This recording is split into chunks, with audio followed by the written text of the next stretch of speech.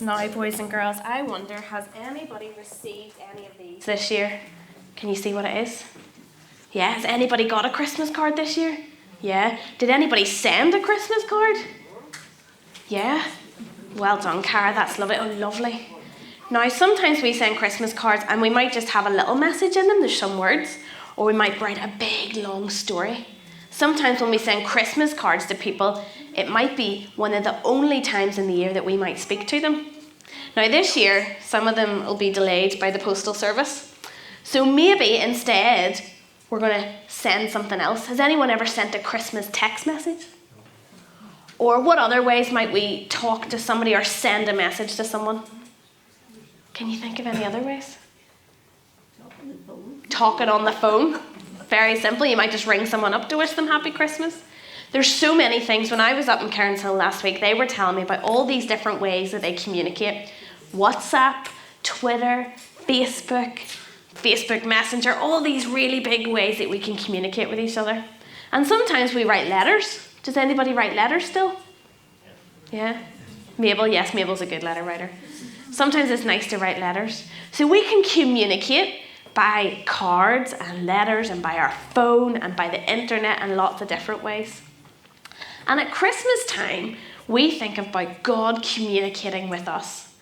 And in the words that Angela just read to us, how did God communicate with Joseph? What did he send?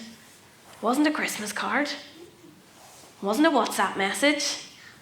What did God send? Some of yous are this. Maybe. Shelby. An angel. See, I knew as soon as I said that you would get it. An angel. God sent an angel to give a special message to Joseph. And later on we're going to look at the next part of the story when God sent an angel to Mary to give her a special message. And sometimes we might think of angels as really big with wings, and they might be white and they might have some sparkly tinsel in their hair. Or sometimes angels might be all around us. Sometimes there are people that God just puts in our way at particular times, and we might think, that's a little message from God. That's a little angel bringing me a message from God. And sometimes that can come just like a little Christmas card. You might get a card from somebody and think, oh, that's lovely, that's just made my day. That is a little angel message from God.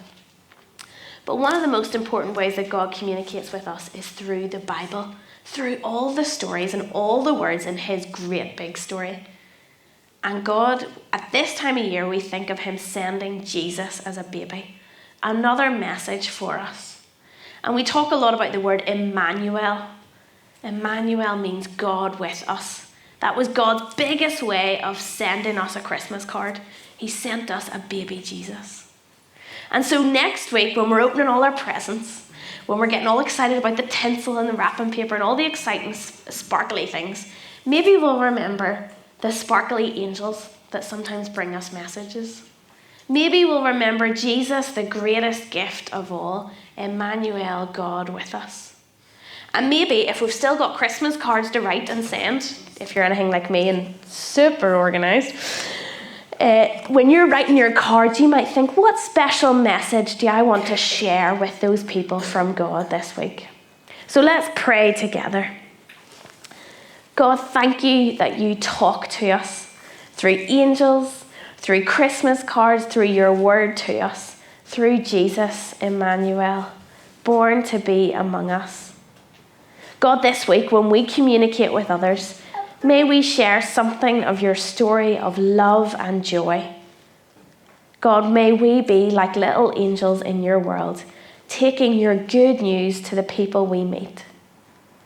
God, protect our boys and girls this week. Help them as they finish off nativity plays and fun things in school. Keep them safe over this Christmas period, and may they know that you are God with them. We ask all this in Jesus' precious name. Amen.